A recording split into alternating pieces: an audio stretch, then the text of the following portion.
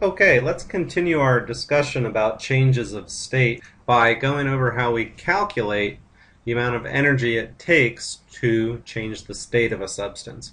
What we're going to do first is calculate the energy to change a substance within the same state, and then in the following podcast what we'll do is look at how you calculate the actual phase change. The first thing we want to take a look at is what we call a phase diagram. And a phase diagram is just that. It shows you graphically what happens as you add energy to a substance, how the temperature changes as you add energy. So let's get rid of the x-axis time here, and let's make the x-axis energy. So as you increase the energy into, say, let's start with ice. If it starts at a temperature at minus 20 degrees Celsius, as you put energy into it, the temperature of the ice starts to go up. Once you hit the melting point, you're going to notice something. Even though you keep putting more energy into the ice, the temperature of that ice does not change. So when you're melting ice, the temperature will always stay 0 degrees Celsius. So if you had a glass of water with ice cubes in it, if you put a thermometer in that glass of water, it would read 0 degrees Celsius until all of the ice cubes have melted. Once all of the ice cubes have melted, then the temperature would start to rise again. Now, naturally, if you had the ice cubes at the top and the thermometer were all the way at the bottom, you would get a little variation. In general, as you add energy to a substance that's going through a phase change, the temperature stays constant. So now your water is going to start increasing in temperature until we reach 100 degrees Celsius. Then the water is going to start to boil. And as you can see, even though you're putting in more energy, the temperature of the boiling water stays the same. So if you have a pot of water on a stove that's boiling, and you put a thermometer in there, boiling water is never going to be over 100 degrees Celsius. Unless, of course, you change the atmospheric pressure, but we're not assuming that. Once all of the water has evaporated, if you can continue to heat it or add energy to it, then the steam will increase in temperature. Often students ask at this point, well, if you have steam above a boiling pot of, say, spaghetti, you can put your hand over the steam and it will condense right on your hand. That's because the steam cools down rapidly as it's in the atmosphere here. If this were a closed system, though, that steam would be over 100 degrees Celsius and would burn you substantially. Okay, so what we're going to do is look at how you calculate that portion of the graph as you're heating up a single phase. In other words, heating up ice, heating up water, or heating up steam. And the equation we're going to use is this one. And it says Q is equal to M times C times delta T. Q represents how much energy it takes.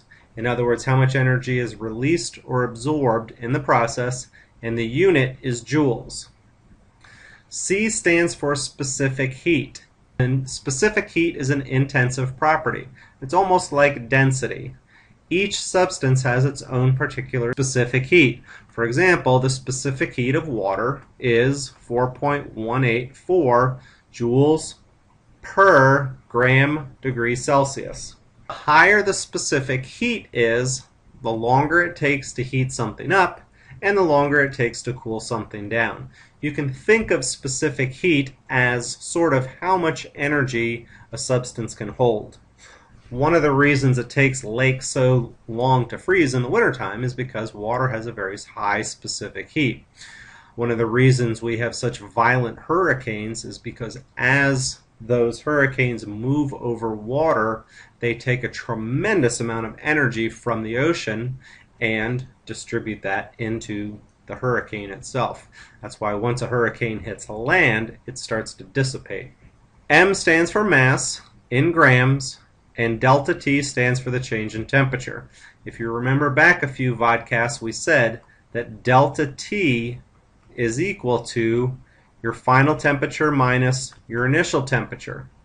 So that's a state function. We don't care about how we got from there to there. We just care about the initial conditions and the final conditions. Okay, a few conversions you may need. 1 joule is equal to 0.239 calories, or you could say 1 calorie is 4.184 joules. And as you can see, that is the same value as the specific heat of water.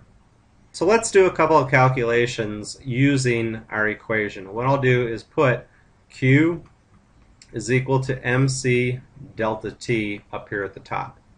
It says how much energy, so we know we're solving for Q, does it take to raise the temperature of 15 grams, so we have our mass of water.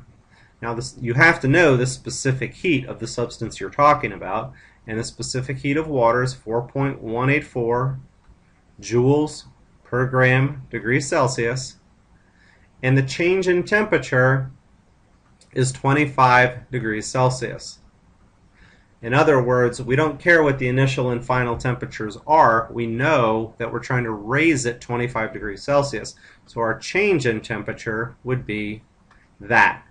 And then we're simply going to plug that into our calculator. 15 times 4.184 times 25. And we're going to get 1,569. And the unit there is joules. You want to pay attention to this because we're going to introduce a concept a little bit later called delta H, which is energy, and it's usually given in kilojoules. But the unit for this equation is given in joules. Okay, here's another example. It says if our final temperature of 75 grams of water, so here's our equation, and remember delta T is TF minus TI. So we have 75 grams of water. We know that its specific heat is 4.18 joules per gram degree Celsius. We're finding the final temperature. If the initial temperature is 25 degrees Celsius, and we're requiring 500 joules of energy. Sorry. Okay, so we have a simple problem where all we're doing here is solving for a different unknown. So if I were going to solve this problem, I would do that math first. So 75 times 4.18 gives me 313.5. So 500 is equal to 313.5. Grams cancel, so I have joules per degree Celsius.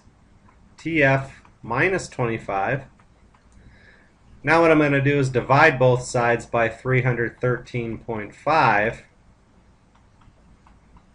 because I want to isolate that TF. So 500 divided by 313.5 gives me 1.59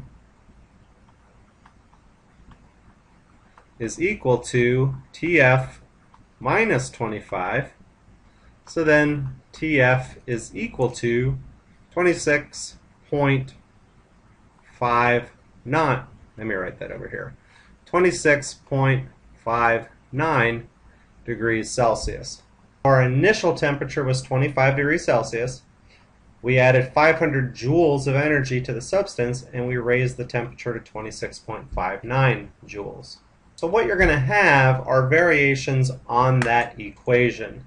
And it really is a simple equation. You just need to solve for the unknown variable.